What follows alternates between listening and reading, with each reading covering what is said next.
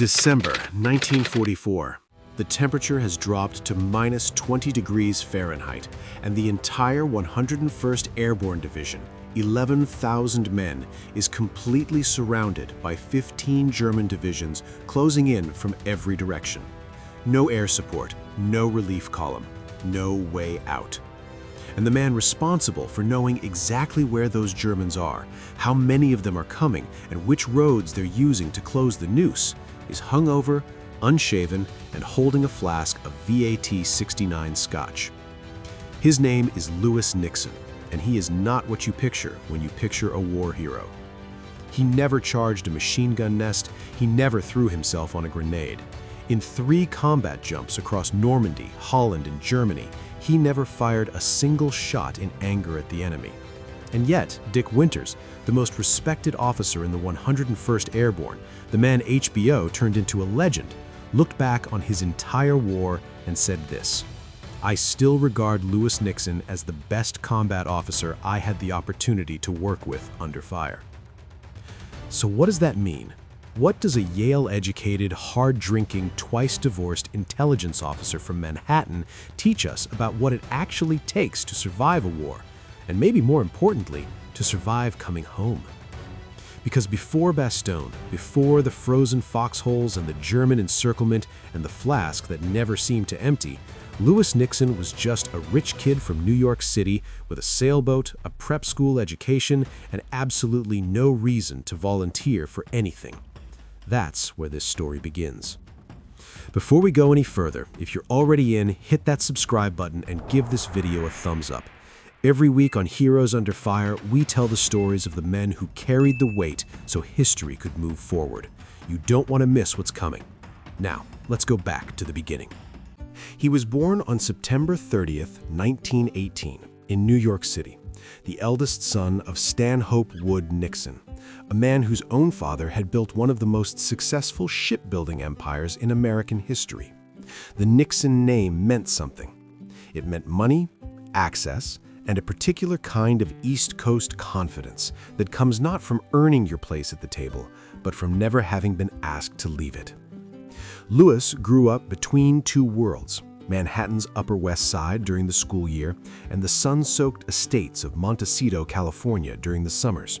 He attended the Kate School in Santa Barbara, one of the most exclusive prep schools on the West Coast.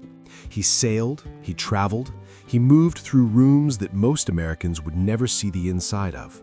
And at 7 years old, he was already racing model yachts at Central Park's Conservatory Lake in organized regattas, a detail so perfectly on brand for the man he would become that it almost feels invented.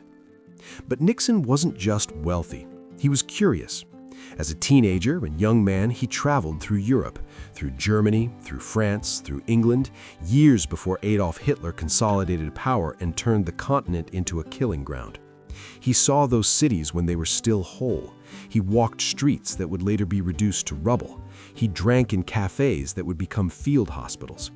That experience planted something in him, a first-hand understanding of what was actually at stake when Europe started burning.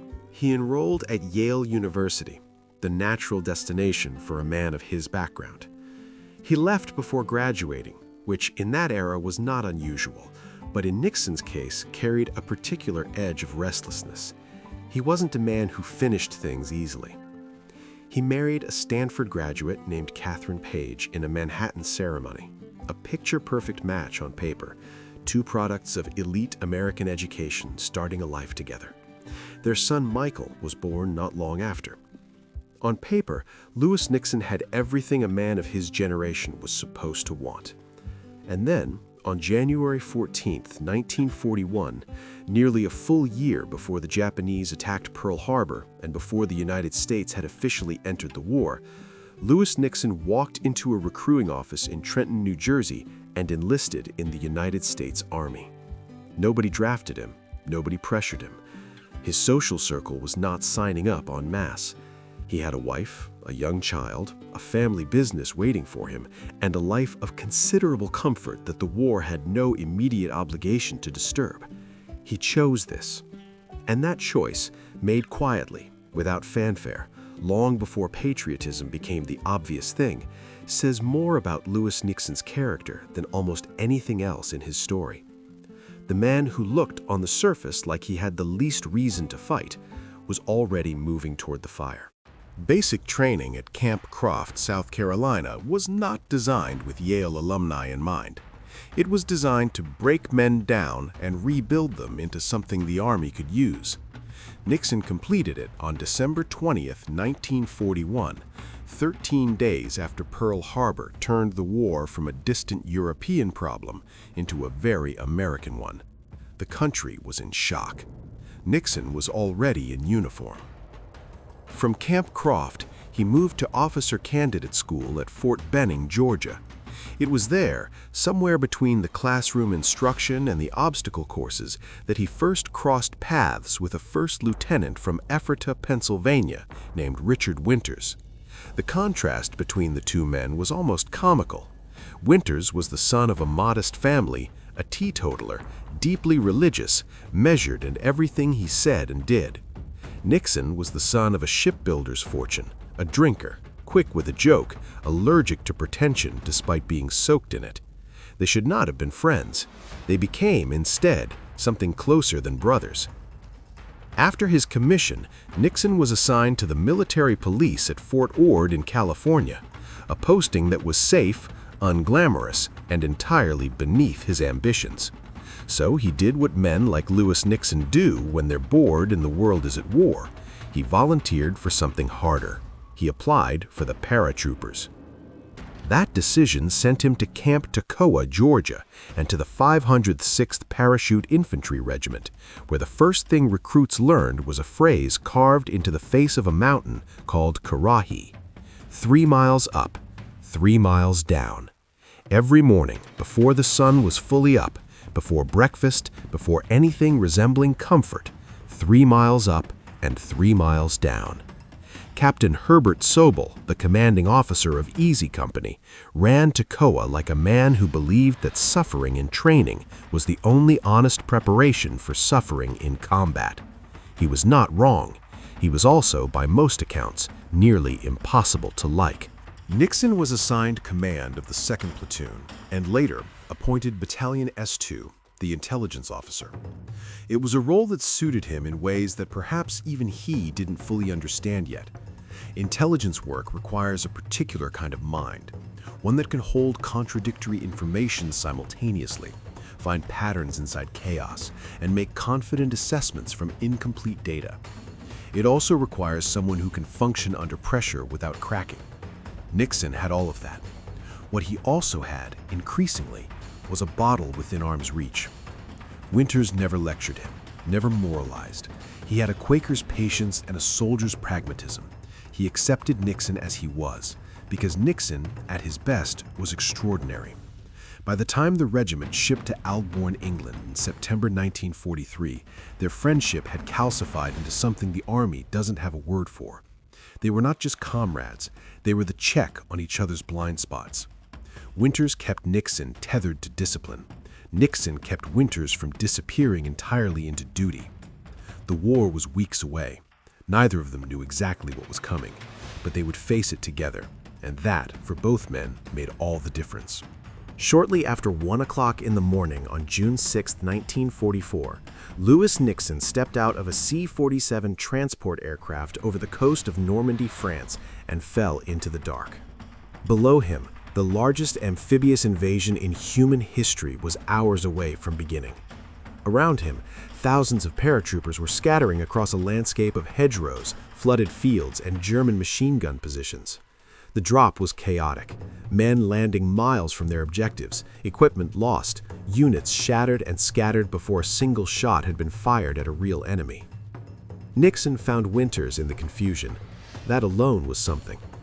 But what happened next is the moment that deserves to be remembered, and almost never is. During the fighting that followed the drop, Winters and his men captured a German position and, in the process, came into possession of something extraordinary. A detailed map showing the complete artillery defensive positions along the entire Normandy coastline.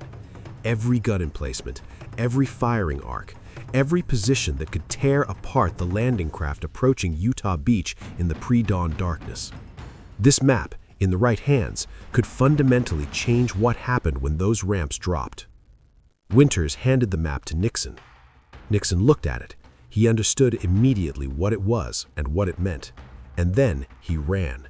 3 miles through enemy-occupied Normandy, in the dark, to Utah Beach, to get that map into the hands of the officers who could act on it. No escort, no cover. Just a man in a paratrooper uniform with a piece of paper that could save thousands of lives, running as fast as his legs would carry him. The response was immediate. Command used the intelligence to direct the first 2 tanks to land at Utah Beach toward the exact positions marked on that map.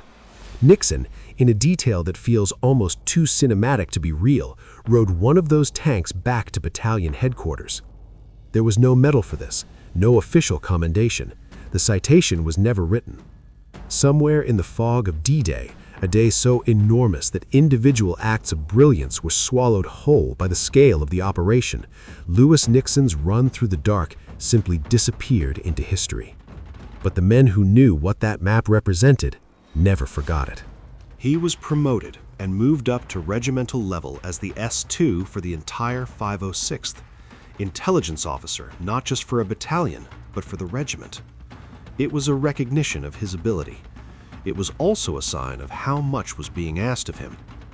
Then, somewhere in the weeks that followed, in a field post office, in a tent, in whatever passed for a quiet moment in the middle of a war, Lewis Nixon received a telegram from his wife, Catherine. She was filing for divorce. He had a son named Michael at home, a 1-year-old boy he had barely held, a marriage that had started in Manhattan with every advantage and was now ending on a piece of paper delivered to a combat zone in France. There's no record of what Nixon said when he read it. There's no letter home describing his reaction. What the record shows is that his consumption of VAT 69 Scotch whiskey, his drink of choice, the one he carried in his hip flask through every combat jump, every intelligence briefing, every frozen night in a forward position, increased. Winters noticed. He said nothing. He understood that men carry their wars on 2 fronts, and that the one being fought at home is sometimes the one that does the most damage. September 1944. Operation Market Garden. The ambitious Allied plan to drop 3 airborne divisions across Holland, seize a series of strategic bridges, and crack open the road into Germany before winter. Nixon made his second combat jump, this time into the fields outside Saun in the Netherlands. The drop itself went better than Normandy. What happened in the air above the drop zone did not. A stray bullet, nobody ever established whose, German or American, struck Nixon's helmet. It entered one side and exited the other. The physics of it, the fraction of an inch that separated the bullet's path from Lewis Nixon's skull, is the kind of thing that makes men either deeply religious or deeply fatalistic. Nixon said almost nothing about it to anyone. He took off the helmet, looked at it, and kept moving. He should have been dead. He was not. And the war had no interest in pausing to acknowledge the difference. Market Garden ultimately failed to achieve its objectives. The bridge at Arnhem, held by the British 1st Airborne, became the operation's famous epitaph. For Nixon, the campaign brought a different kind of reckoning. His drinking had become impossible to ignore at the regimental level. The hangovers were affecting his mornings. His reliability, the one thing that made him indispensable, was coming into question. The Army made its decision with bureaucratic efficiency. Nixon was demoted from Regimental S2 back to 2nd Battalion S3, Operations Officer. It was, on paper, a step down. In practice, it meant he was now operating closer to Winters again, closer to the man who had always been his anchor. And with the Ardennes offensive less than 2 months away, that proximity was going to matter more than either of them could have anticipated. The worst was still coming, and Nixon, hungover, demoted, divorced, the bullet hole in his helmet still fresh, was going to be exactly where he needed to be when it arrived. December 16, 1944. The German army launched the largest offensive on the Western Front since the invasion of France. 3 German armies, over 200,000 men, 600 tanks, nearly 2,000 artillery pieces, punched through the thin American lines in the Ardennes forest of Belgium and Luxembourg. The plan was to split the Allied forces in two, capture the port of Antwerp, and force a negotiated peace before the Soviets closed in from the east. It was Hitler's last gamble, and for approximately 10 days, it looked like it might work. The 101st Airborne Division was pulled from its rest billets in Mourmelon, France, and driven north in open trucks through freezing rain toward a small Belgian crossroads town that controlled 7 critical roads through the Ardennes. The town was called Bastogne. The men had no winter gear. Many had no overcoats. Some had no boots.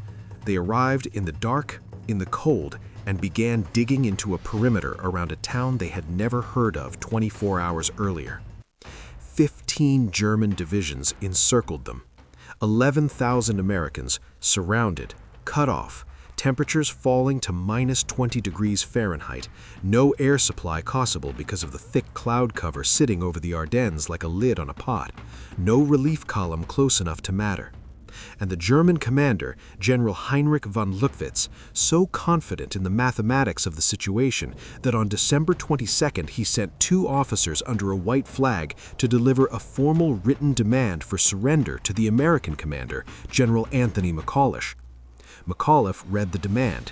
He thought for a moment, and then he wrote back a single word: nuts.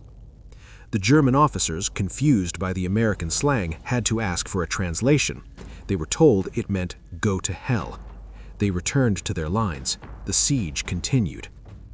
Inside that perimeter, in whatever shelter could be found, Lewis Nixon worked every night, every morning, processing captured German documents, interrogating prisoners, cross-referencing aerial observation reports with patrol intelligence, piecing together, division by division, regiment by regiment, road by road, the complete picture of what was surrounding them and where it intended to strike next. This is the work that doesn't look like heroism from the outside. There is no single moment of it that a camera can find. It is hours of concentration under conditions of extreme physical misery, building a mosaic from fragments, making confident assessments from ambiguous data, and then walking that assessment to the men who were going to act on it. Men who will live or die based on whether your analysis is right. Every morning, Nixon delivered his intelligence estimate to Winters. Every morning, Winters made decisions: where to reinforce, where to hold, where to expect the next attack, based on what Nixon told him. And every morning, before he did any of that, Nixon had to get out of the foxhole. Winters later described it with characteristic understatement. Nixon was a hard man to get out of the sack in the morning. What that meant, in the frozen hell of Bastogne, was that Nixon was fighting 2 battles simultaneously, one against the Germans, closing in from every direction, and one against the bottle and the wreckage of the life he'd left behind. A divorce, a son growing up without him, a demotion, a bullet that had passed through his helmet and left him wondering on the quiet nights whether the next one would have worse aim or better. And yet he got up every morning. He sat down with the maps and the captured documents and the prisoner reports, and he built the picture. Because men were going to die in the wrong place if he didn't. Because Winters needed him. Because whatever Lewis Nixon was, and he was complicated, flawed, struggling in ways that the clean narrative of heroism has no room for, he was not a man who quit when the people next to him needed him to function. December 26th, the sound of tank engines from the south. Patton's 4th Armored Division had driven north through the Ardennes in a punishing, grinding relief march, and the first Sherman tanks rolled into Bastogne and broke the German encirclement. The siege was over. The 101st had held. When the perimeter finally opened and the supply trucks rolled in, one of the first things to arrive, alongside ammunition and medical supplies and the winter gear that should have been there from the beginning, was word that the gamble had worked. Bastogne held. The German offensive had been broken. The road to Berlin was still open. Nixon's intelligence work had been a thread in that, Not the only thread, not the loudest one, but a thread that ran through every decision made inside that perimeter for 10 days. You cannot point to a single morning briefing and say, this is where Lewis Nixon saved the battle. It doesn't work that way. Intelligence never does. The absence of catastrophic surprise, the fact that the 101st was never hit where it wasn't ready, that is the fingerprint of a functioning S-3. That is what Nixon gave them. He poured what was left of the VAT-69 into the frozen ground and looked out at the road south. The worst of the war was over. What came next was going to be harder in a different way entirely. The war in Europe did not end at Bastogne. It ground eastward through the winter and into the spring of 1945, through Germany itself, through towns with names that Americans had to learn to pronounce, through a landscape that grew stranger and darker the deeper they pushed into the Reich. Easy Company crossed the Rhine. They fought through Bavaria, and on April 28, 1945, outside the town of Landsberg am Lech, they came to a place called Kaufering IV. The 12th Armored Division had arrived one day earlier. Nixon and Winters walked in behind them. What they found had no frame of reference. 500 bodies, charred beyond recognition, still on the grounds of the camp. The Nazi guards, retreating before the American advance, had locked the prisoners inside the barracks and set them on fire. The men who hadn't burned, skeletal, hollow-eyed, wearing the striped uniforms that had become the visual language of an atrocity still being named, stumbled toward the American soldiers with the particular unbearable expression of people who had stopped believing rescue was possible. Nixon and Winters stood in silence. For a man who had spent 3 years processing intelligence, numbers, positions, unit designations, troop movements, this was what those numbers had always meant. Behind every German division on every map he had ever analyzed, this was what was being protected. This was the machinery that the Wehrmacht was dying to keep running. Nixon had spent the war in his head, inside the abstractions of military intelligence. Kaufering IV made it impossible to stay there. Neither man spoke much about what they saw that day. Winters wrote about it with the careful precision of someone trying to hold a thing at arm's length long enough to describe it. Nixon left almost no written record at all. Some things resist language. Some things a man carries without words in the part of himself that never fully returns to civilian life. A week later, on May 5, 1945, Easy Company climbed into the Bavarian Alps and captured Berchtesgaden, Hitler's mountain retreat, the Eagle's Nest. In the basement of Hermann Göring's personal officers' club, they found approximately 10,000 bottles of the finest wines and spirits in Europe. Göring had spent years looting the cellars of occupied France, and it was all here: Bordeaux, Burgundy, cognac, whiskey, stacked floor to ceiling in a dead man's monument to excess. Winters walked through the cellar. He turned to Nixon. And without saying anything that needed to be said, he told Nixon to take his pick of the entire stash. First choice, all of it. It was the most perfectly calibrated act of friendship in the entire war. Winters, who didn't drink, who had watched Nixon fight the bottle for 3 years, who had never once judged him for it, understood that this moment was not about alcohol. It was about one man telling another, "I see you. I know what this cost you. Take something for yourself." Nixon laughed. He probably needed to. The war in Europe officially ended 6 days later, on May 8, 1945.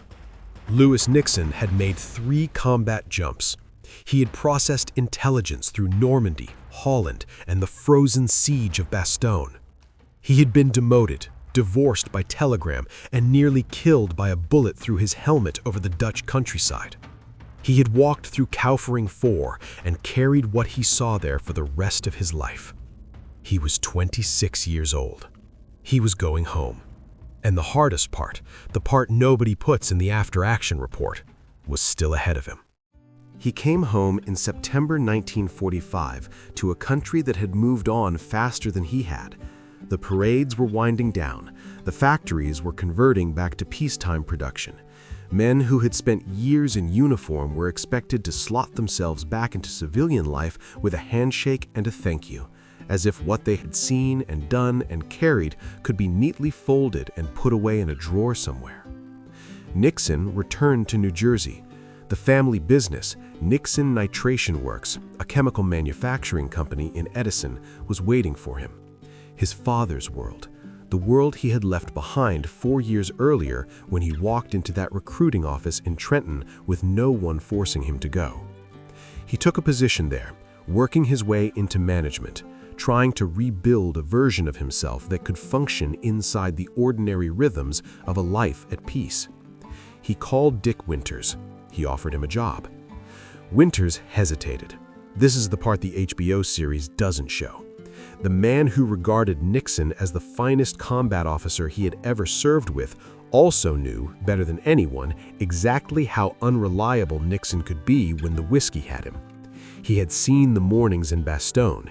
He had covered for the late starts, the rough days, the version of Nixon that the battlefield could sometimes summon back to functioning, but that civilian life had no mechanism to correct.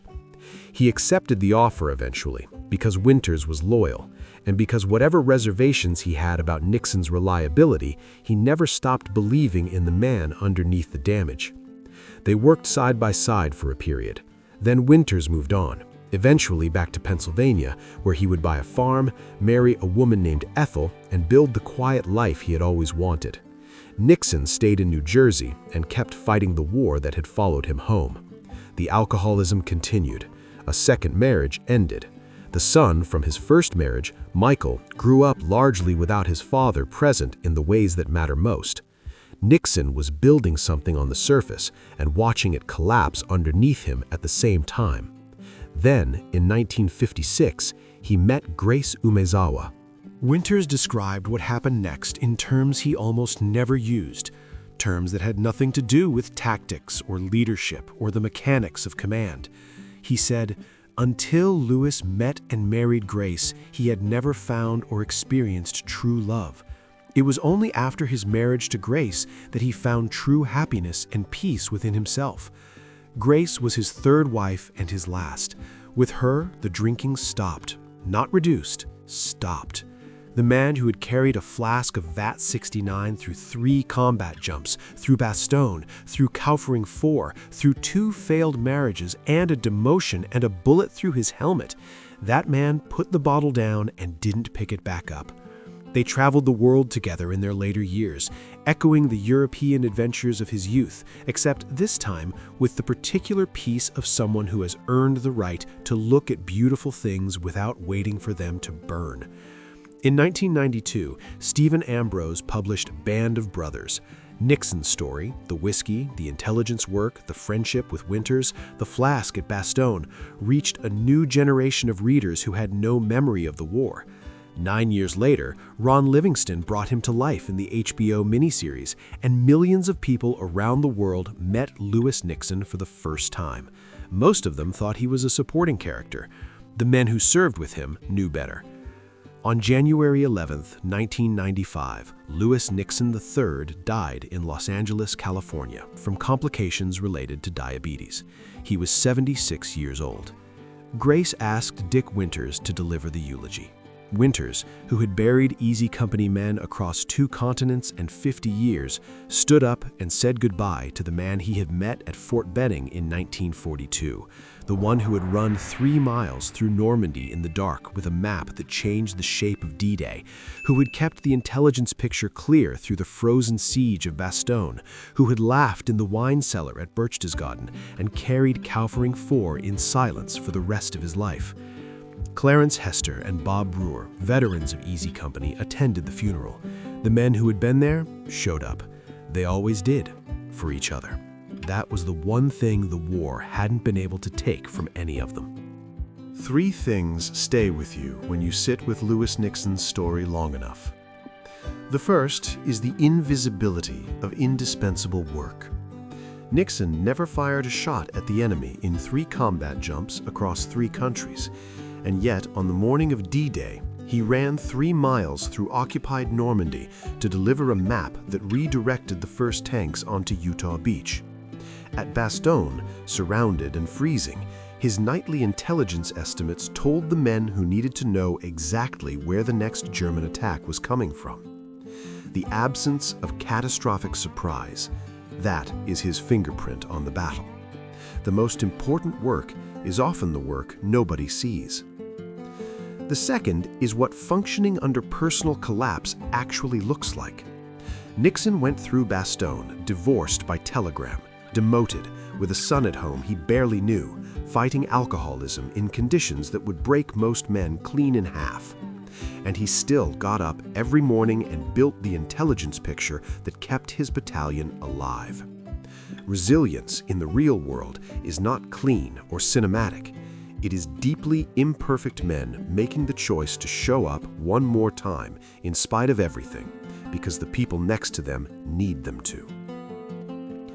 The third is that the war a man fights inside himself can last decades longer than the one fought in the field.